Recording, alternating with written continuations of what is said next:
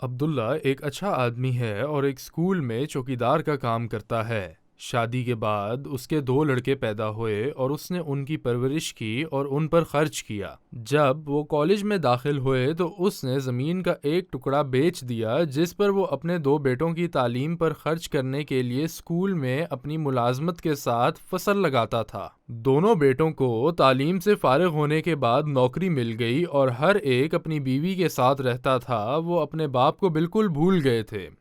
جب باپ کو مالی پریشانی ہوئی تو وہ اس کی مدد کے لیے اس کے پاس گئے۔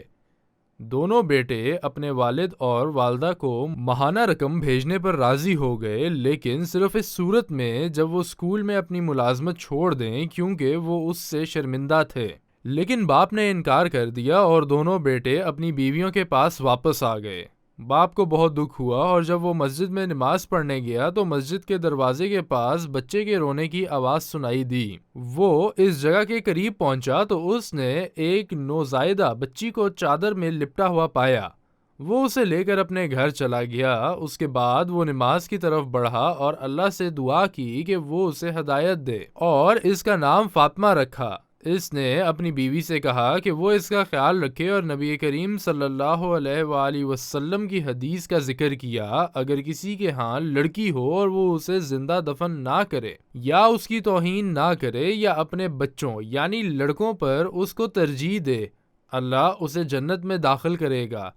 3 دن بعد عبداللہ نے ریکارڈ پر جا کر فاطمہ کے نام کا سرٹیفکیٹ نکالا۔ جب اس نے ہیڈ ماسٹر کو بتایا کہ کیا ہوا ہے تو اس نے اسے فاطمہ کی پرورش میں مدد کرنے کے لیے اناج اور تجارت کی دکان دی۔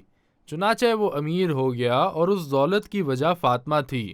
16 سال بعد فاطمہ ہائی اسکول میں تھی۔ ہیڈ ماسٹر کی بیوی نے اسے یہ بتایا تو وہ حیران رہ گئی کہ وہ اپنے والدین کی بیٹی نہیں ہے اور جس نے اسے پالا اس نے اسے 16 سال پہلے ایک مسجد کے سامنے پایا تھا۔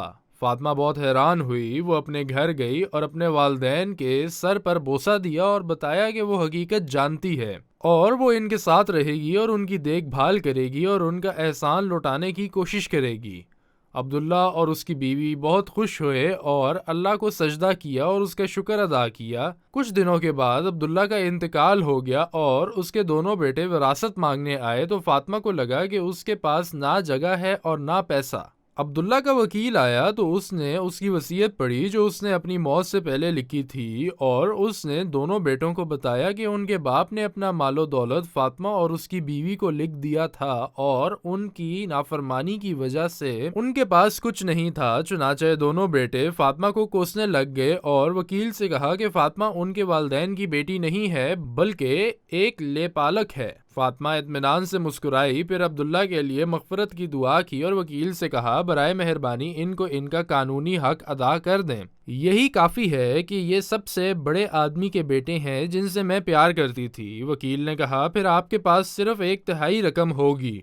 وراثت تقسیم ہو چکی ہے اور پہلی بار دونوں بیٹوں کو فاطمہ سے محبت ہوئی اور وہ واقعی ان کی بہن تھی۔ انہوں نے اپنی ماں کی دیکھ بھال کی اور ایک خاندان بن گئے۔ ماں بہت خوش تھی۔ اس کی خواہش تھی کہ کاش اس کا شوہر ان کے ساتھ یہ خوبصورت لمحات گزارتا۔ وَقَضَى رَبُّكَ أَلَّا تَعْبُدُوا إِلَّا إِيَّاهُ وَبِالْوَالِدَيْنِ إِحْسَانًا إما يبلغن عندك الكبر أحدهما أو كلاهما فلا تقل لهما أف ولا تنهرهما وقل لهما قولا كريما واخفض لهما جناح الذل من الرحمة وقل رب ارحمهما كما ربياني صغيرا